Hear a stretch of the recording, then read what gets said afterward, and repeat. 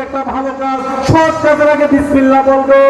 যখন হাসর ময়দানে ওই নেকের টান পড়বে, নেক ওজনের নেক পদের ওজন যখন করা হবে, তখন নেকের পাল্লা ভারী করার জন্য যত নেক লাগবে রে, ওই সময় আল্লাহ এই বিসমিল্লাহ পাকের ওই পাল্লার মধ্যে এত বেশি নেক দিবে রে, যে নেক দ্বারা সে জান্নাতে চলে যাবে। বলেন সুবহানাল্লাহ।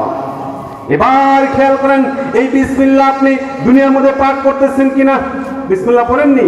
আমরা যখন খাওয়া দাওয়া করি শুরুতে বলি কি বিসমিল্লাহ, বলি কিনা বিসমিল্লাহ ওয়া আলা বারাকাতিল্লাহ।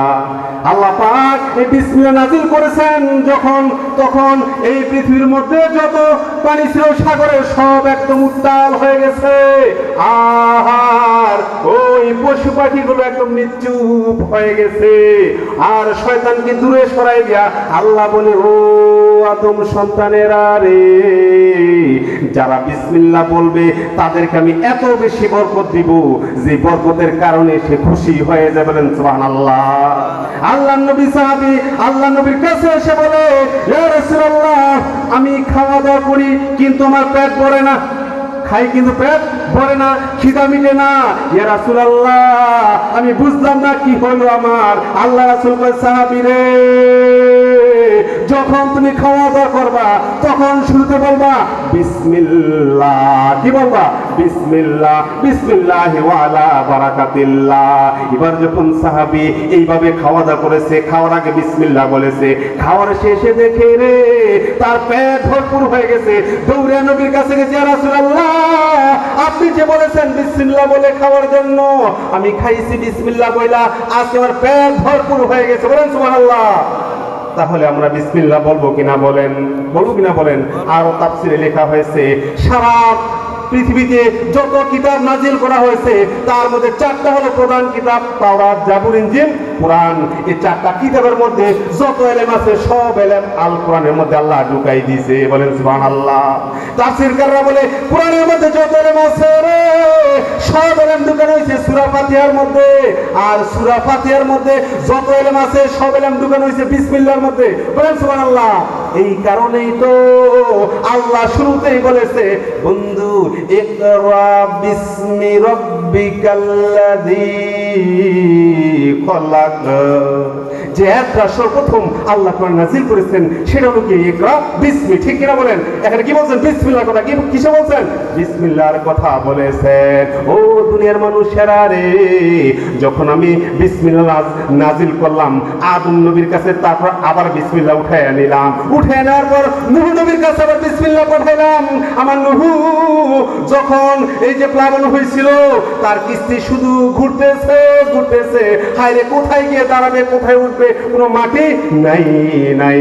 এমন সময় নূহ নবী বলে, ওয়াকালার কাবু ফিহা বিসমিল্লাহি মাজরিহা ওয়া মুরসাহা ইন্না রাব্বি লাগফুরুর রহিম।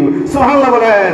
হে দুনিয়ার মানুষেরা রে, আমার নূহ যখন বিসমিল্লাহ পড়তে শুরু করছে, বিসমিল্লাহ পুরো পড়ে নাই, অর্ধেক পড়ছারি, নূহর কিস্তিটা যদি পাহাড়ের মধ্যে আটকে গেছে, আর নূহ জমিনের মধ্যে নামতে শুরু করেন। সুবহানাল্লাহ। তারপর আমি বিসমিল্লাহ ইব্রাহিমের কাছে পাঠাইছি। খেয়াল করে শুনবেন, ইব্রাহিম নবী আগুনে পড়ে পড়ছিল কুলনায়ানের উপরে। ঠিক কিনা বলেন? আগুনে পড়ে পড়ছে কুলনায়ানের উপরে। তার আগে ইব্রাহিম কেমনে রক্ষা পাইল?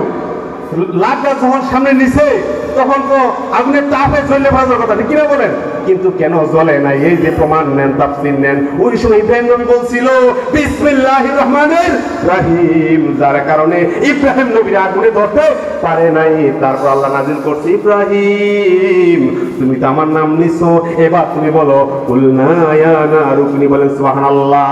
তারপর আল্লাহ সুলাইমান নবীর কাছে বিসমিল্লাহ নাযিল করছে। তারপর এই বিসমিল্লাহ লাস্টে আল্লাহ আপনার নবীর কাছে নাযিল করে দিয়েছে। এবার আসেন বিসমিল্লাহর কি ফায়দা আছে একটু খেয়াল করে শুনবেন। 19 বার বিসমিল্লাহ বললে 19 জন ফেরেশতা আছে জাহান্নামের দরজার মধ্যে, এই 19 জন ফেরেশতার আক্রমণ থেকে আপনি রক্ষা পাবেন। সুবহানাল্লাহ। 19 জন ফেরেশতার কাছ থেকে আপনি রক্ষা পাবেন। তারপর যদি আপনি 625 বার বিসমিল্লাহ পড়েন, আপনি দোয়া করলে নেক মাকসুদ পূরণ হবে, বলেন সুবহানাল্লাহ। আর যদি রে ঘরের দরজার মধ্যে বিসমিল্লাহ লিখে রাখেন, খেয়াল করে শুনে বেড়া কি নিবেন, আজকে কিছু আমল লইয়া যান। যখন ঘরের দরজার মধ্যে বিসমিল্লাহ লিখে রাখবেন, ওই ঘরটাকে আল্লাহ বিপদ আবার বালা মুসিবত থেকে হেফাজত করবে, বলেন সুবহানাল্লাহ। এবার এবার বিসমিল্লাহ খেয়াল করে শুনবেন। এবার একটা কথা বলি, আল্লাহ নবীর একজন উম্মত বলতেছে, ও ভাই রে, আমি যখন মারা যাবো তখন আমার কপালের মধ্যে বিসমিল্লাহ লেখা দিও। কি লেখা দিও? কি লেখো বলেন বলেন, বিসমিল্লাহ লিখে দেবা। এই লোকটা মারা গেছে, যাওয়ার পরে রে আরেকটা লোক স্বপ্নে দেখে এই লোকটা কবরের মধ্যে শান্তিতে আছে। তখন কয়, ভাই রে তুমি কেন এত শান্তিতে আছো? ও ভাই রে, আমি মরার আগে বলেছিলাম, ওসিয়ত করছিলাম, আমার কপালে তুমি লিখে দিও বিসমিল্লাহির রহমানির রহিম। যার কারণে আমাকে কি করছে, এই কবরের আযাব থেকে আল্লাহ রক্ষা করছে।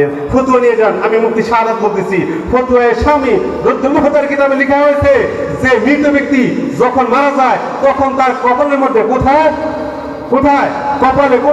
কপালে বিসমিল্লাহির রহমানির রহিম এবং সিনার মধ্যে লা ইলাহা ইল্লাল্লাহু মুহাম্মাদুর রাসূলুল্লাহ লেখা জায়েজ। লেখা কি জায়েজ? কেন জায়েজ? হতে পারে আল্লাহ এর সাথে কবরে শান্তি। ঠিক না বলেন? তার অনেক বড় ছিল, স্বল্প সময় কথা বললাম। আল্লাহ পাক যেন আমাকে আরো সুন্দরভাবে কথা উপস্থাপন করার সুযোগ দেয় এবং সময় বাড়ায় দেয়। আপনার সাথে আপনার